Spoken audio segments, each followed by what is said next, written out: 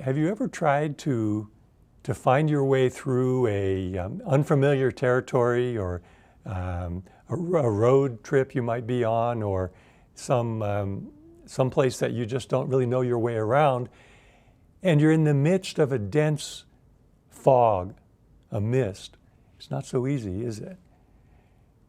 And yet, in the same way, too often we try to find our way through life while enveloped in brain fog, or even worse, soul fog. You know, I think most of you know, you've heard that term, brain fog.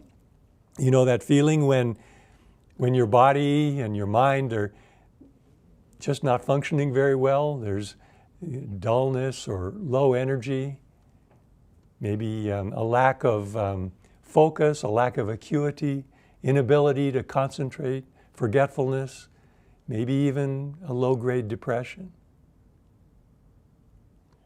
Brain fog. So in a similar way, we have to realize that an unhealthy mind, an emotionally immature or uncontrolled mind, produces what we could call soul fog. Soul fog. Paramahansaji said this.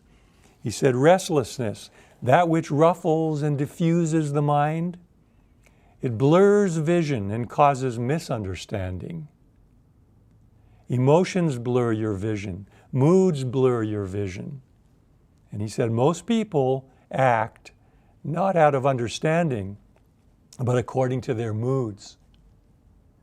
According to their moods. All of these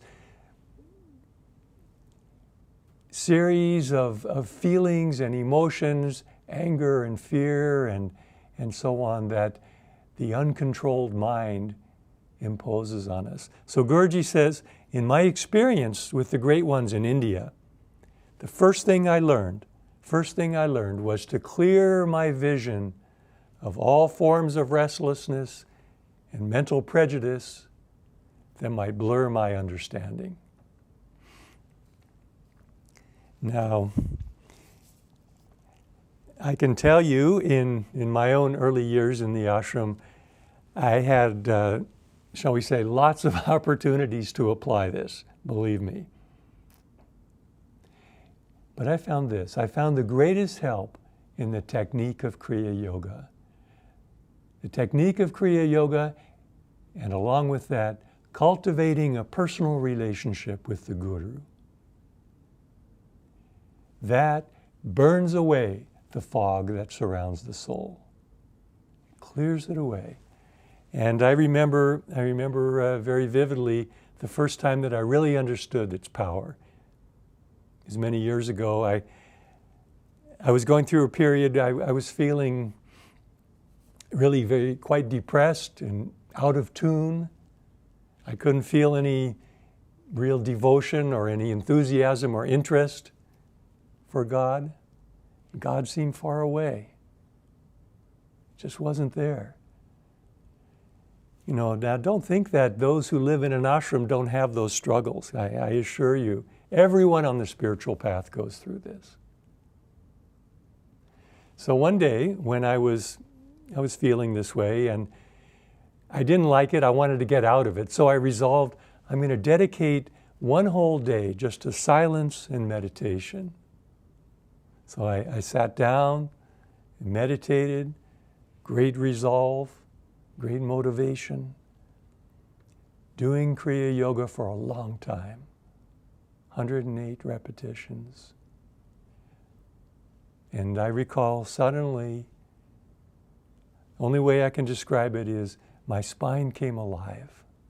My spine came alive, and I could feel it just sucking the energy in from the body, from the senses, from the outer instruments.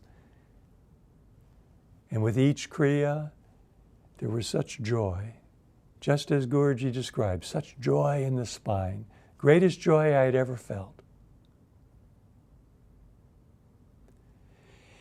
And then after I finished practicing Kriya, I just sat there in the silence for a long time, just enjoying that feeling of joy.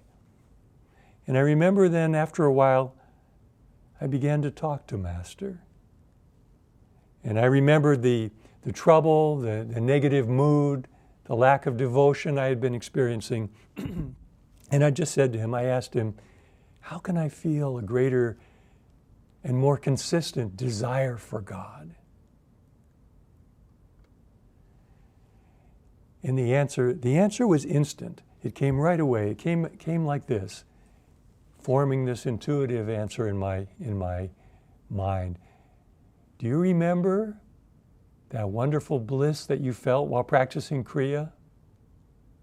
Now, do you think that was a result of just performing a technique? No way. No.